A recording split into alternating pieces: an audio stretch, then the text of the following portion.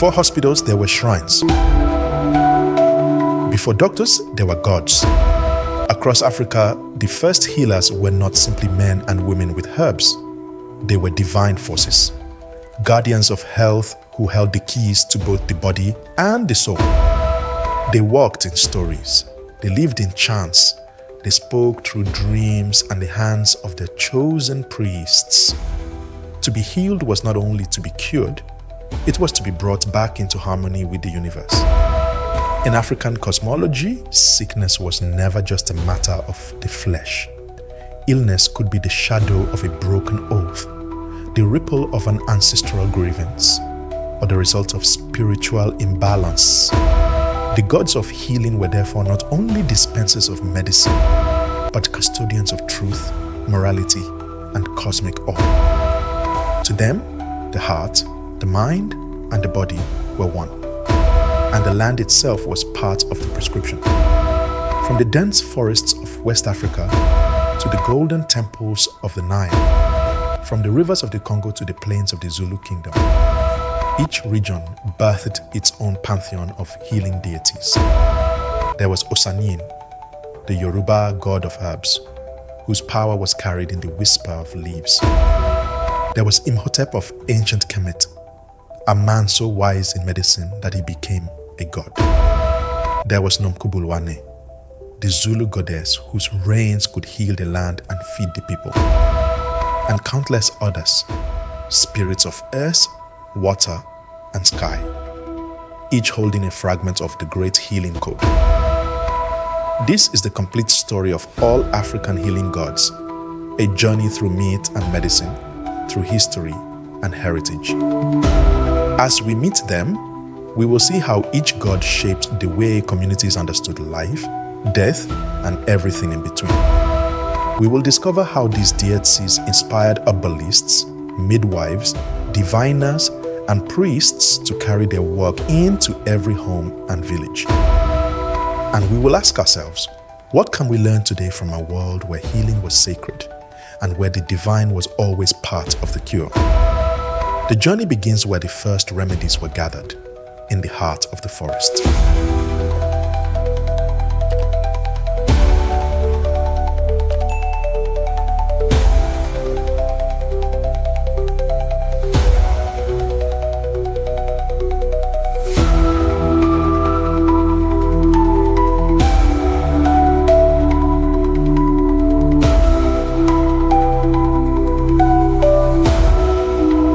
Vast green lungs of West Africa, the forest is more than a backdrop. It is a cathedral. Here, every tree, vine, and root is a potential remedy, and every gust of wind carries the whispers of the gods. Healing is not merely an act of alleviating pain. It is a spiritual contract, a restoration of balance between the human and the unseen. At the heart of this sacred work are the healing deities, divine forces who not only grant knowledge of plants and remedies, but also oversee the moral and spiritual integrity of the healer. Among the most revered in this region are Osanyin of the Yoruba, Orunmila, Agwu of the Igbo, and Asaseya of the Akan. In Yoruba cosmology, Osanyin is the Orisha of herbal medicine, the one who knows the secrets of every plant. His domain is the forest, and his knowledge spans roots buried deep in the soil, blossoms that open only at night, and herbs that heal when prepared under specific lunar phases. He is often depicted as a one-legged, one-eyed deity, a symbol of his singular focused vision into the mysteries of nature. Osanyin's knowledge is not just botanical. He understands the spiritual vibration of each plant, knowing which leaves speak to the liver, which flowers whisper to the heart, and which barks hold the memory of storms. He is the patron of the Babalawo, priests, and Onisegun, herbalists, ensuring that their remedies are not just chemically effective, but spiritually potent. In Yoruba practice, no serious herbal work is undertaken without invoking Osanyin, often through chants and the placement of his iron staff adorned with avian figures. birds being messengers between realms. If Osanyin is the master of plants, Orunmila is the master of destiny. Known as the Orisha of wisdom, divination, and foresight, Orunmila's healing power lies not only in remedying to the body, but in diagnosing the root cause of an ailment. Through the sacred system of Ifa divination, he reveals whether an illness comes from physical imbalance, spiritual attack, broken taboos, or ancestral discontent. Orunmila's priests, the Babalawo, serve as both spiritual diagnosticians and prescribers of action. Sometimes the cure is a herbal infusion, sometimes it is a ritual offering, sometimes it is a moral correction, such as making peace with a wronged relative. In Yoruba understanding, to heal without understanding the cause is to cut weeds while leaving the root untouched. Orunmila ensures that healing is complete, restoring the patient's destiny to its rightful path. Among the Igbo people of Nigeria, Agwu occupies a central place as the spirit of divination, medicine, and spiritual insight. Agwu is both a healer and a teacher, guiding the Dibia, traditional healer diviner, in the twin arts of diagnosing spiritual causes and prescribing physical remedies. Agwu is believed to choose certain individuals by bestowing upon them the gift and burden of heightened spiritual sensitivity. Those chosen often experience visions, dreams, or even mysterious illnesses until they accept their calling. Once initiated, they serve as conduits for Agwu's wisdom, blending the use of medicinal plants with spiritual rites. Agwu's domain spans both prevention and cure. Through divination, the Dibia may uncover whether an illness is caused by a physical imbalance, an offense to the ancestors, or a breach in community harmony. Remedies can include herbal preparations, protective charms, cleansing baths, and rituals to appease spiritual forces. In this way, Agwu bridges the gap between medicine and metaphysics, embodying the belief that no true healing can occur without addressing both body and spirit. In Akan spirituality, Asaseya is the Earth Mother, the goddess who sustains all life and provides the medicinal plants used for healing. She is honored not only for her fertility and abundance, but also for her role in maintaining moral balance. The Akan believe that to misuse the earth through greed, dishonesty, or environmental disrespect invites illness and misfortune. Herbalists, midwives, and spiritual leaders draw from her bounty, harvesting roots and leaves only after ritual offerings and prayers. Asaseya is not simply the source of medicine, she is the medicine. Touching the earth, making libation upon it, or lying on it in prayer are acts believed to draw healing energy directly from her. The day dedicated to her, traditionally Thursday, is one on which the earth is left unplowed, a sign of rest and respect for the great healer beneath our feet. These deities do not act alone. Their presence is felt through the hands of herbalists, diviners, and priests, men and women who serve as their earthly representatives. In rural and urban communities alike, the healer is not simply a medical professional, but a spiritual custodian. They remember the sacred protocols for gathering plants, the chants that awaken their potency, and the offerings that must accompany their use. In many West African societies, healing is also communal. The illness of one person is seen as a disruption in the social and spiritual fabric. Thus, a healing ritual may involve the patient, their family, and sometimes the entire village, all working to restore balance. This integration of the physical, spiritual, and social is what gives African healing traditions their enduring power. The forest, with its green corridors and hidden altars, remains the temple of these gods. Every rustling leaf is a whisper of Osanyin.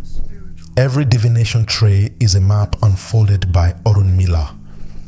Every sudden insight or herbal cure may be Agwu's quiet intervention. And every fertile field and medicinal root is the living gift of Asase-Ya. Together, they remind us that in West Africa, medicine is not separate from the sacred. It is born from it. Along the banks of the Nile, where the desert meets the lifeblood of Egypt, medicine was not merely a craft, it was a divine science. The ancient Egyptians saw health as the perfect balance between the body, the soul, and the cosmic order known as Ma'at.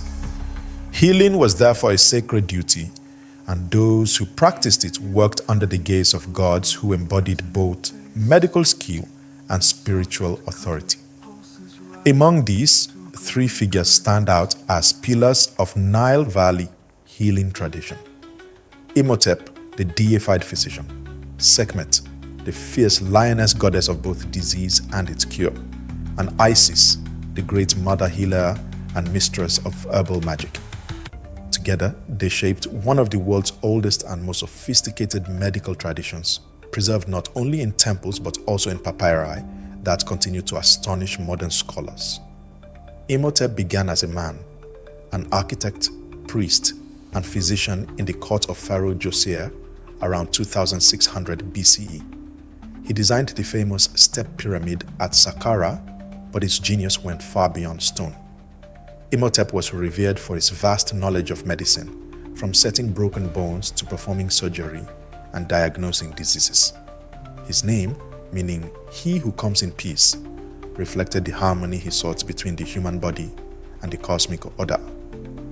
Over centuries, his reputation grew so great that Imhotep was elevated to the status of a god, becoming the divine patron of medicine and healing.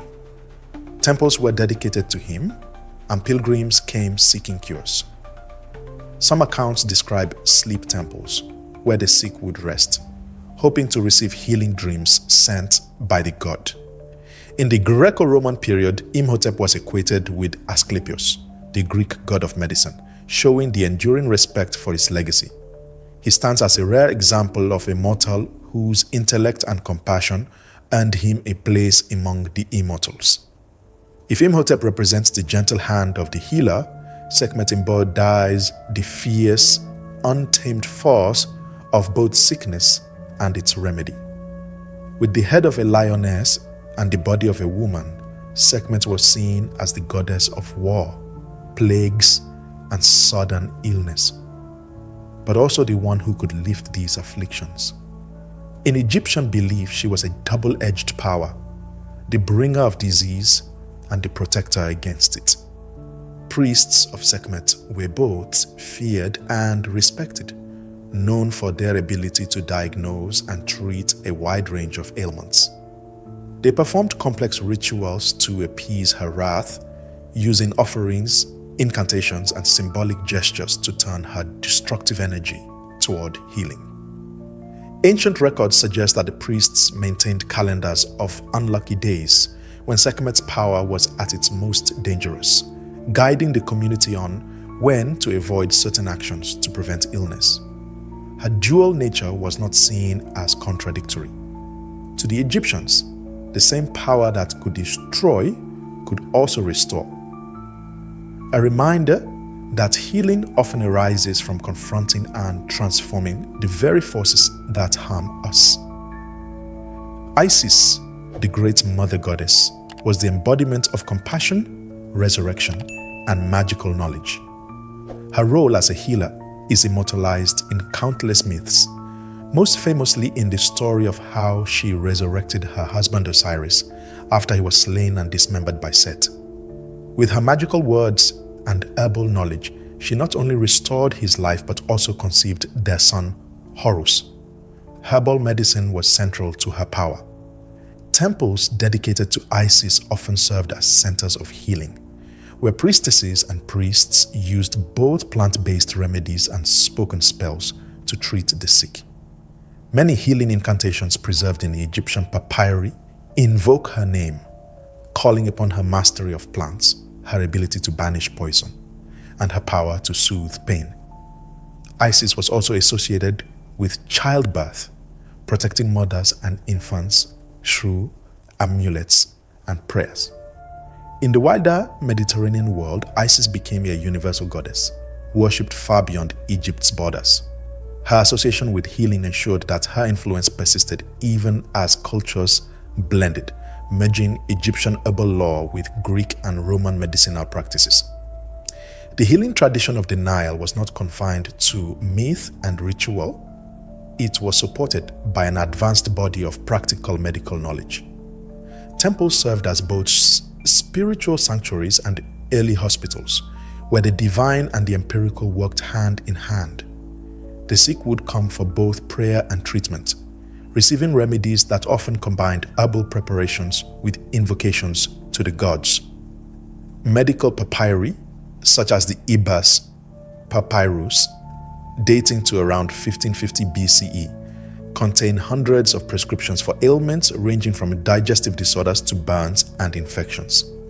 They reveal a deep understanding of anatomy, surgery, and pharmacology, alongside spiritual remedies and protective charms. For the Egyptians, there was no separation between medicine and magic. Both were necessary for complete healing.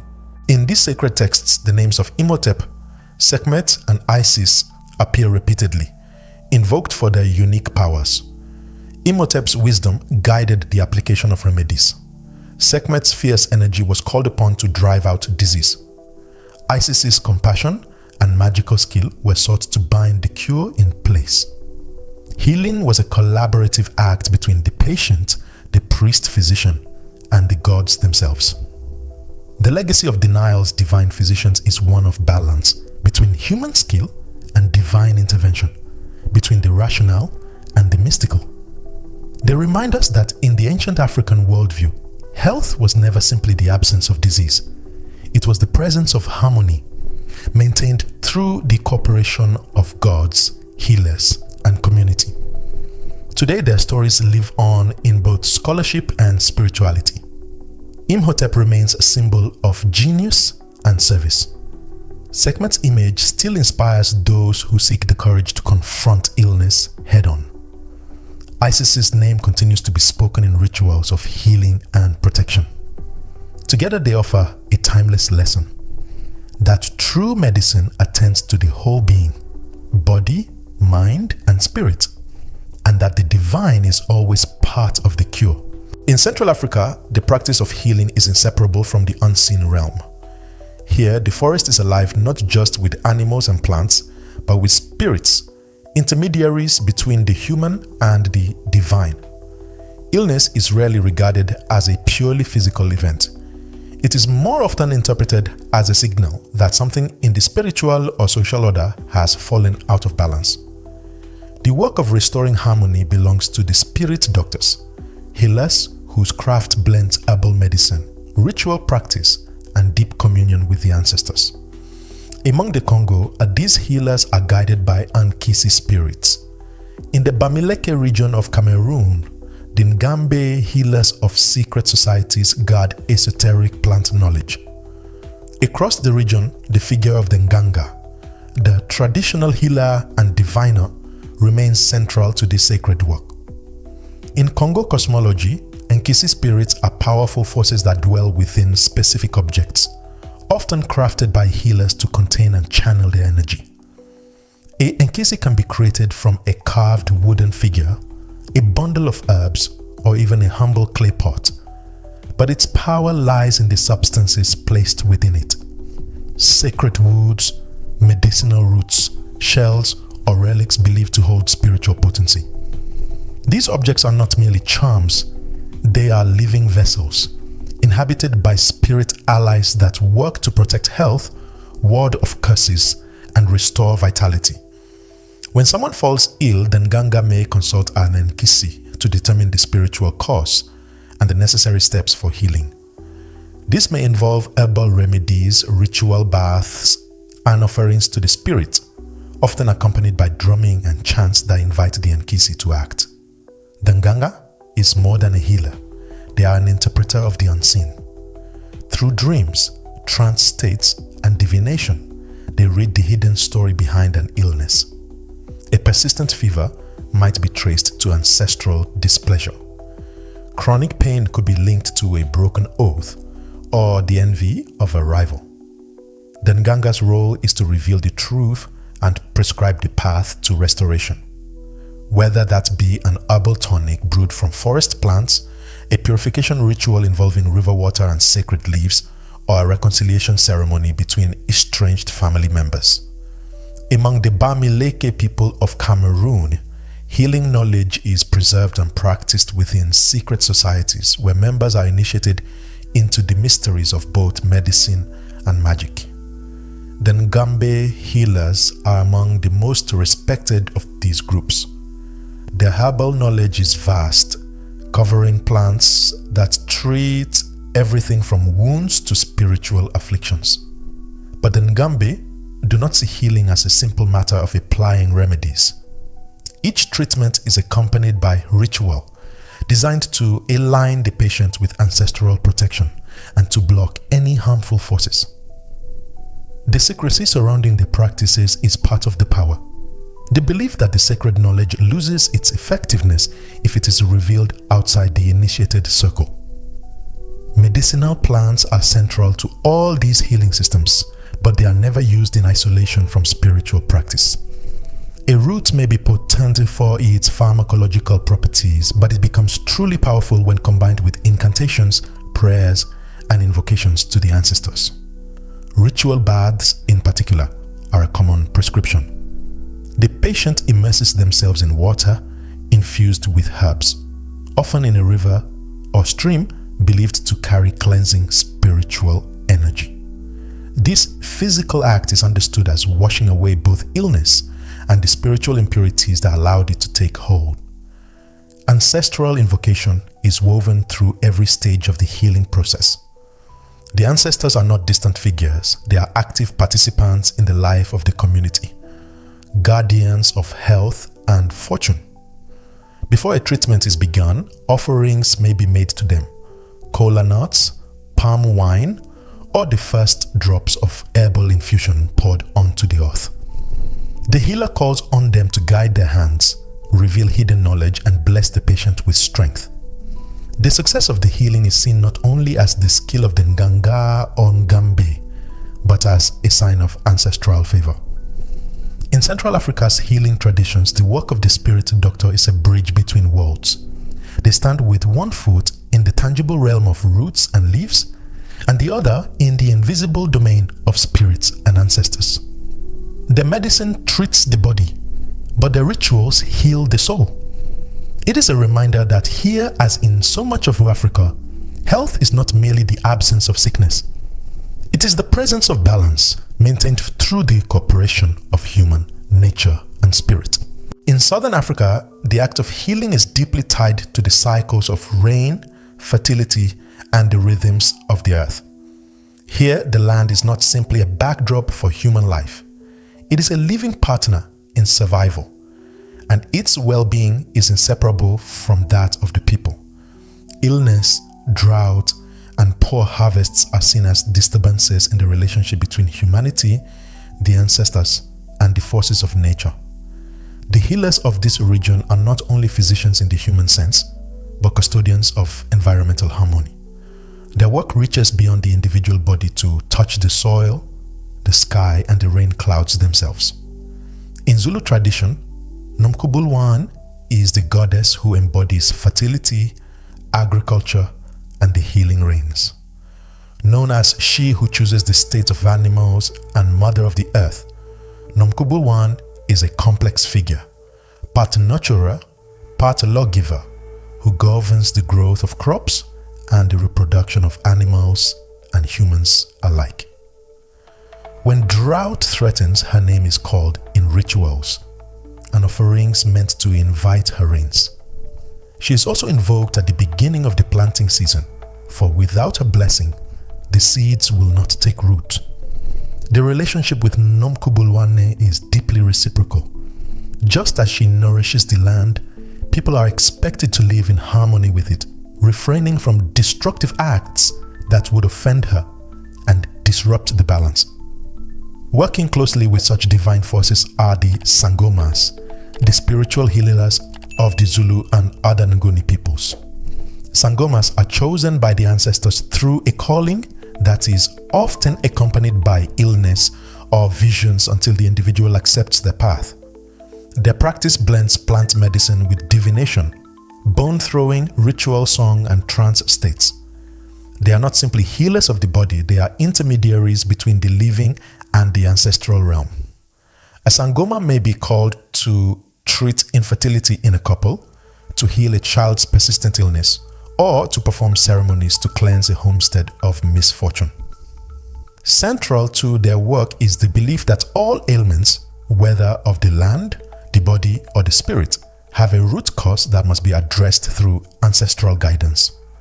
Alongside the sangomas stand the inyanga, herbal specialists whose expertise lies in the preparation of plant-based medicines and protective charms. Unlike the sangomas, who receive their knowledge through spirit initiation, the inyanga's craft is often passed down through family lineages. They know the precise combinations of roots, barks, and leaves that can treat infections, ease childbirth, or guard against malevolent forces. In rural communities, an inyanga's remedies are as essential to daily life as the rains themselves. They also prepare medicines to protect crops from pests or to bless seeds before planting, reflecting the intertwined concerns of human health and agricultural abundance. In the Tswana and Soto traditions, the rain doctors, or Moroka Wapula, hold a revered place in society. These specialists are called upon to bring rain during times of drought through intricate rituals that combine song, dance, and the use of sacred plants. Their ceremonies are not merely pleas to the sky, they are acts of negotiation with the spirits and forces that govern weather. In some communities, rain doctors will travel to sacred hills or rivers where they make offerings to ancestral or elemental beings believed to control rainfall. Plant offerings such as certain fragrant herbs are burned as smoke, carrying prayers upward. The dance itself is an embodied prayer, a rhythmic communication between the people and the clouds. In Zimbabwe, the Shona people recognize the Nanga as powerful diviner healers who address both personal ailments and community-wide concerns such as drought or poor harvests. The Nanga consults ancestral spirits through rituals and divination, seeking guidance on how to restore balance. If the rains have failed, the Nanga may prescribe ceremonies to honor the Mahondoro spirits, royal or ancestral guardians believed to have the power to bless the land with fertility and water. These Mondoro are often linked to specific territories, and their favor is essential for agricultural success. Through spirit possession ceremonies, the Mondoro may speak through a medium, giving instructions for offerings or moral corrections needed to bring rain. The San people of the Kalahari offer yet another distinctive approach to healing and influencing the forces of nature. For the San, the trance dance is the heart of their spiritual practice. In these all-night ceremonies, healers enter altered states of consciousness through rhythmic dance, song, and sometimes the inhalation of herbal smoke. In trance, the healer's spirit travels to other realms where they can communicate with spiritual beings, combat harmful forces, and call for rain. The energy raised in the dance is believed to be a tangible healing force, capable of curing sickness in individuals and bringing balance to the wider environment. Plant smoke, such as from aromatic shrubs, is used to cleanse the body and create a bridge between the physical and spiritual realms. These Southern African healing traditions share a profound understanding that the health of the land and the health of the people are one and the same. The rain and fertility deities, the spirit-guided sangomas, the plant-wise inyanga, the ceremonial rain doctors, the divining nanga, the territorial Mondoro spirits, and the trance-dancing healers of the San all operate within a worldview where medicine is ecological, spiritual, and social at once. A healed body without rain is an incomplete cure. A green field without moral and spiritual balance is a blessing that will not last. In the eyes of these healers, rain is more than water. It is the breath of the ancestors falling back to the earth, the blessing that allows life to flourish. Fertility is not merely biological, it is the harmony of all beings. human and non-human, working in concert. Through ritual, song, plants, and prayer, the healers of Southern Africa remind their people that survival is a covenant between the living, the land, and the spirits that dwell beyond sight. And as long as the clouds answer the call of their voices, the covenant endures. In East Africa, the traditions of healing are as varied and layered as the landscapes themselves. From the green highlands of Ethiopia to the coastal winds of Zanzibar, from the red savannas of Maasai country to the arid valleys of Sudan's Nubian lands. Here, medicine is rarely divorced from the sacred. The work of curing the body is also an act of restoring the soul, and the healer is both practitioner and spiritual custodian. The custodians of body and spirit in this region move between worlds, drawing on plants, prayers, ancestral wisdom, and divine intercession. Their practices are shaped by centuries of cultural exchange. African herbal knowledge woven together with Islamic prophetic medicine, Christian saint veneration, and indigenous cosmologies that have endured for generations. In the Ethiopian highlands, healing often centers on saints and sacred shrines. Pilgrims travel to holy waters such as St. Mary's Spring at Lalibela, or the ancient site of Tana Kokos, where it is believed the waters carry divine blessing capable of curing illness and easing spiritual affliction. These sites are not approached casually. Prayers, fasting, and offerings prepare the pilgrim to receive the water's grace. The saints themselves are revered as living channels of divine healing, even long after the earthly lives have ended. Saint Tekle Haymanot, one of Ethiopia's most beloved holy men, is venerated not only for his spiritual teachings but for the miracles attributed to his relics. A blessing from such a saint, whether through contact with a relic, an anointed cloth, or the touch of a devoted priest, is sought for ailments that neither herb nor doctor can cure.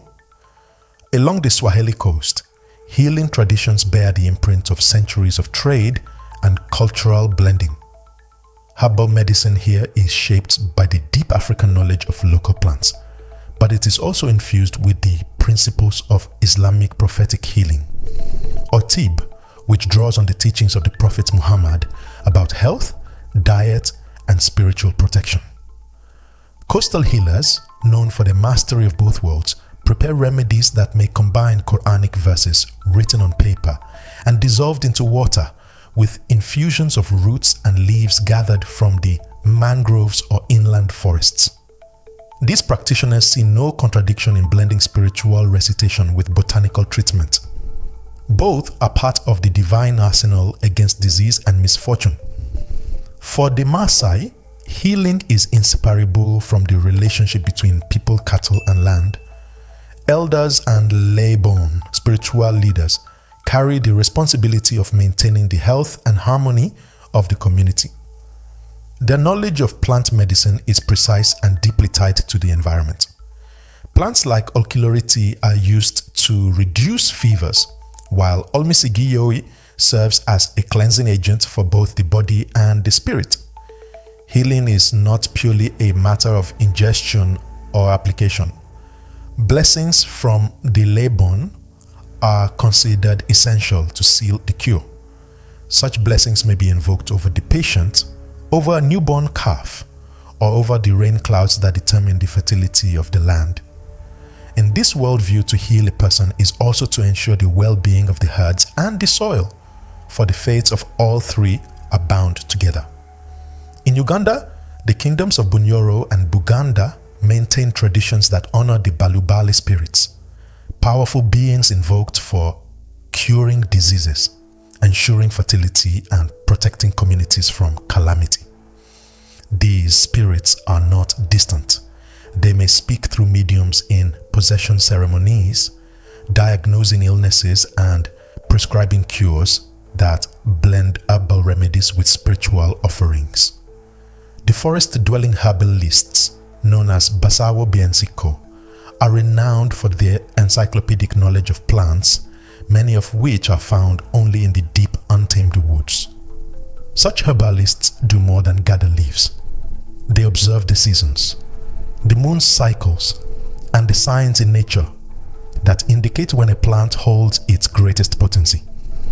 Further north, in Sudan's Nubian villages and the Nuba Mountains, the environment shapes a distinctive healing tradition.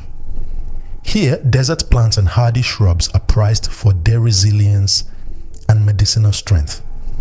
Incense smoke plays a vital role in cleansing the body and warding off spiritual harm, while ritual baths are used to draw out both physical toxins and malevolent energies. The healers in this region often blend African cosmology with Sufi Islamic mysticism, invoking saints, reciting prayers, and engaging in dhikr, rhythmic chanting of divine names, to summon healing power. The spiritual and physical are intertwined, with the healer acting as both physician and mystic guide. In Tanzania's inland communities such as the Chaga of Mount Kilimanjaro, the Hehe, and the Zaramo, healing is closely tied to the sacredness of place.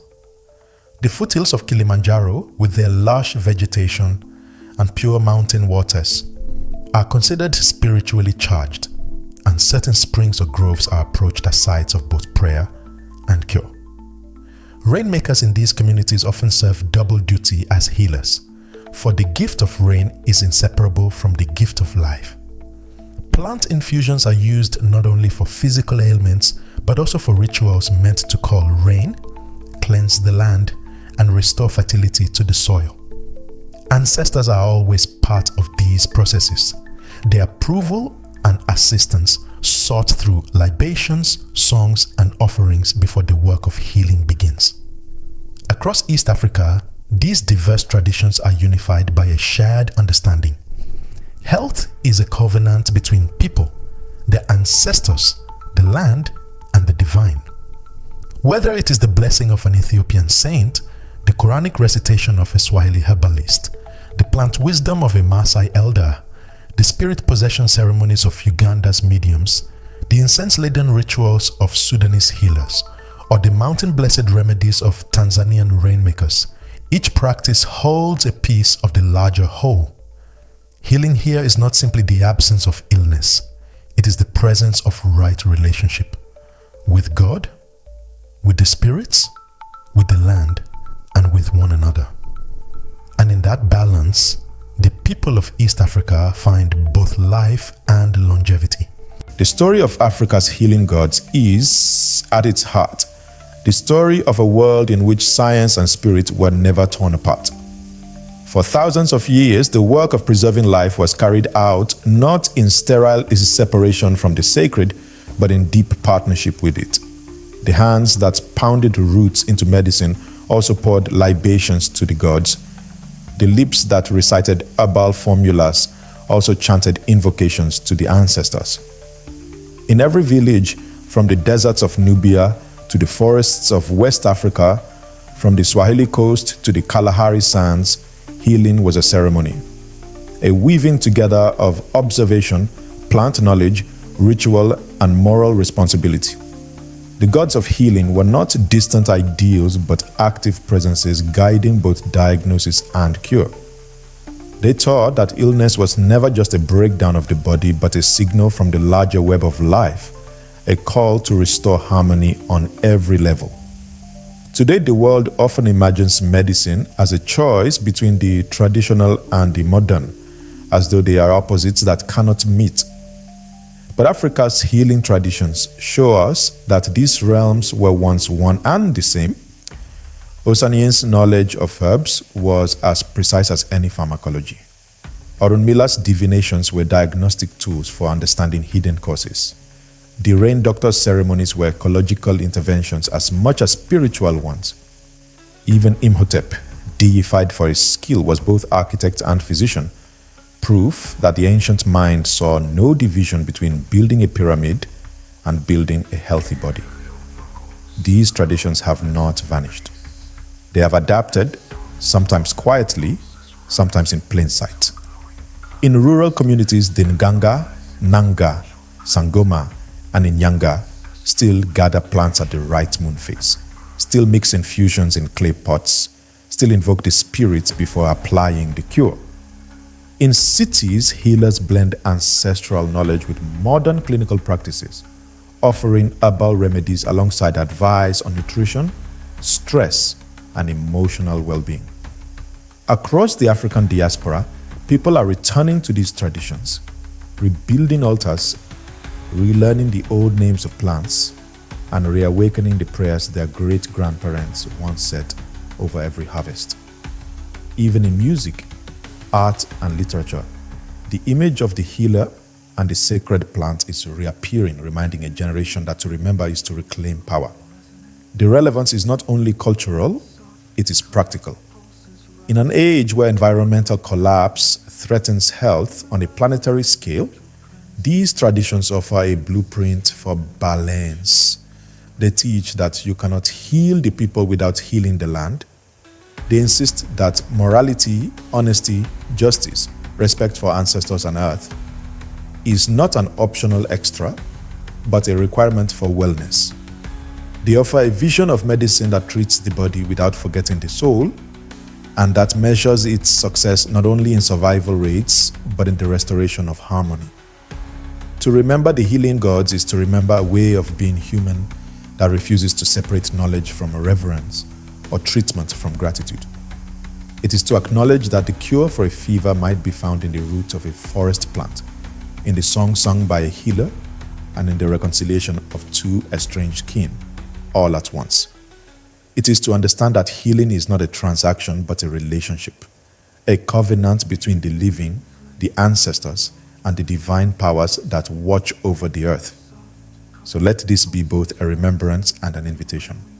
To those who still hold the names of the plants on their tongues, keep speaking them. To those who still know the chants, keep singing them. And to those who have forgotten, return. Find the healer in your family, in your community, in your history. Learn again how to speak to the gods of rain and fertility, to the spirits of river and root. Plant the seeds of medicine, not only in the soil, but in your heart. May the blessing of Osanien's leaves be upon you. May Orunmila open your path to wisdom. May Agu grant you the clarity to see the true cause of all illness.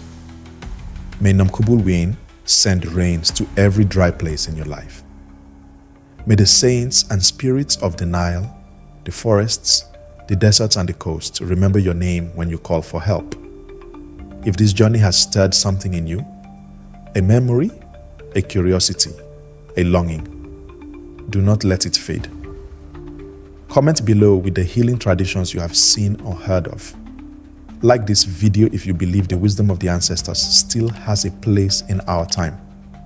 And subscribe so that together we can keep uncovering the knowledge, the rituals, and the blessings that our ancestors entrusted to us. The medicine is not lost. It is waiting. And so are the gods.